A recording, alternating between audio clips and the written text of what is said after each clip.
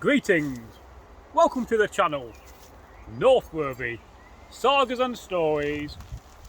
I am a Viking storyteller and I love telling Viking stories and folk tales and tales and fables, and there's so many stories that you have never heard and you won't do until we tell them. Now today's story reminds me of a few years back when I was in York. I was going up there to do some trading and trade for some goods. And of course I'm there for a few days, so I got to go and stay somewhere, and I stayed in this long mead hall with some very nice rooms to stay in, and was a very good price for a few coin.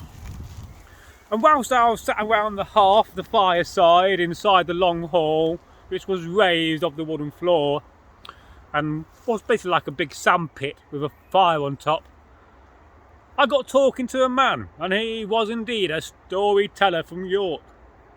And I asked him, "So, you've told many a story and you must know many. What is your favourite story?" And he says, "Well, it is the one about the Magpies of York." Now, in the folklore of magpies, it is often said that magpies themselves can speak. Oh yes, if you ever see a magpie, listen, you may hear a few words. And this is what the theme of this story is about. And I do love an animal themed story. They're really awesome, one of the best little stories out there.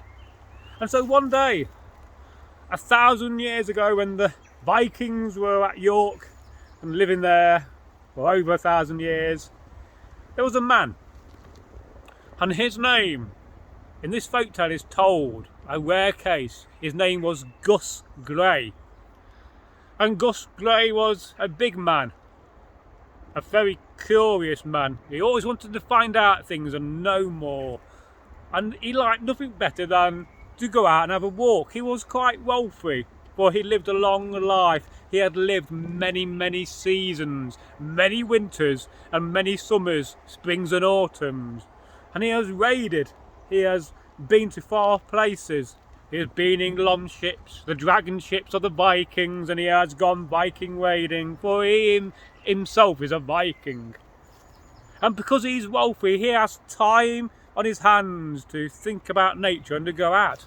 And this is what he was doing one day. He had his Viking shield and a good long spear, and he was out having a walk of his land, his borders. For it is a tradition when you have land to go and check the borders, make sure your ditches and the borders where your land meets your neighbours is being tended for by your staff and by your servants and the people that work your land. Because if you've got land, you've got coin, and if you've got coin, you can afford to employ people to do the jobs for you. And so he had a luxury lifestyle when he was getting older, and he liked nothing better than to sit down on a log and listen to the birds and the wind, but especially the birds. And so he was walking, and he went too far. He went off his land onto his neighbour's land into a big wood. And he could hear some magpies in the distance. It was that time of year of spring when the magpies were having their young, their little chicks. And he looked up this one occasion, and he saw on a tree a magpie nest, like that. And a load of little magpie, little chicklings were looking over down at him. And he thought to himself, "Oh, how wonderful is that?"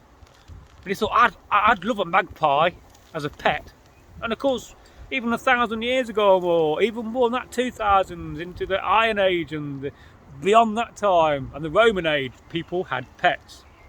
Of course, a lot of animals were working animals. If you had a pet dog on a farm, on a farmstead, you can guarantee it'll be a working dog as well as a pet. And people love their animals, as we can see in the modern world. And so he thought to himself, "Oh, I'll tell you what, I could climb up this tree and get one of those little magpie chicks. I could tame it and look after it and raise it, and then I could send it out, and it could go and find things like silver and coins and nice things and food, because magpies do that. They love to find things, and they can be trained. just like any bird, from the little robin to the wren.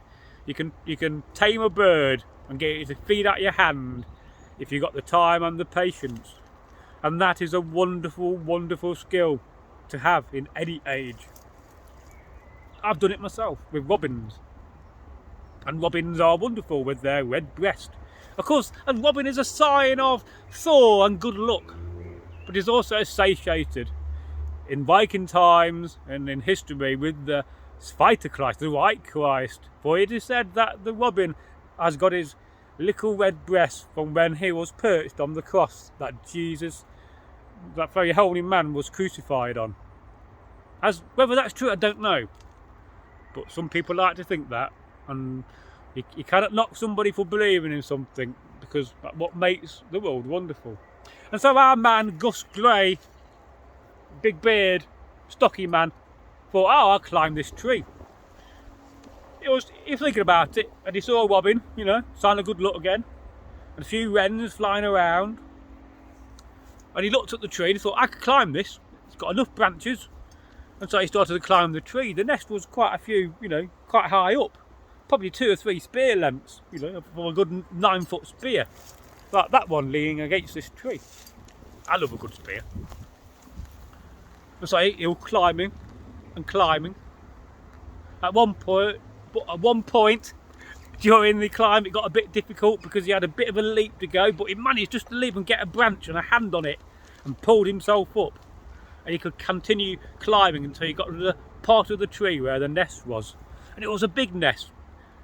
And he managed just to get his hands on the nest. But then in the distance he heard something. He heard some footsteps of somebody walking through the wood.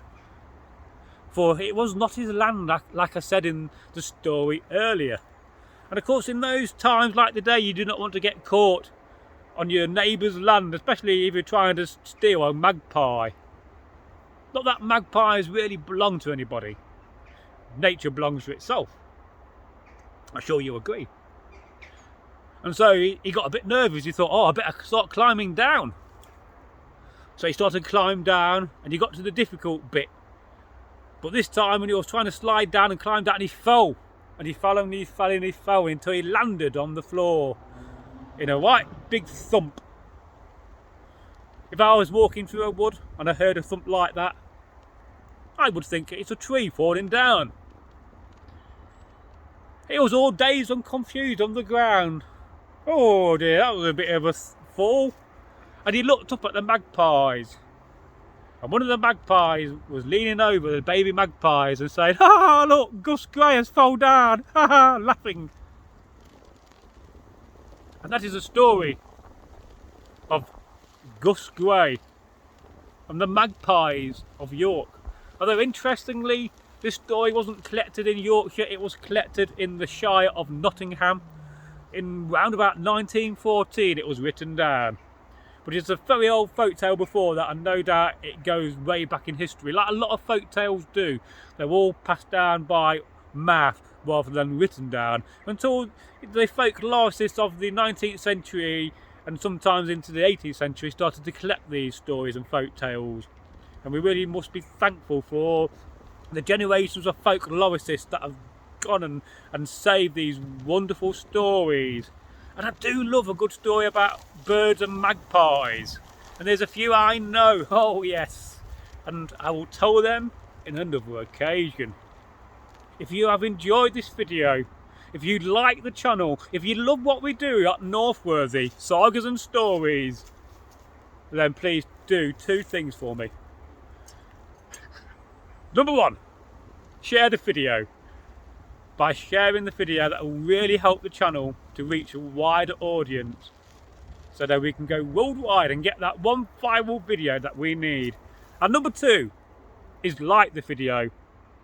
It is also very important that you like the video, because the more of you wonderful guys and girls that like this video and get your friends and your relatives to like it and watch it too, the more YouTube and the algorithm will say, oh yes, this channel is really great, we're going to share it with everybody, and then one day we'll be really massive and big. And imagine what content we could produce then when we go travelling to all these wonderful sites and places. Oh yes. please always feel free to leave a comment. We do love your comments, and I will try to get back and answer every comment when I can. And I must apologise if I'm not answering your comment yet. I will go back and answer your comments. Goodbye. I hope you enjoyed this wonderful story. I did.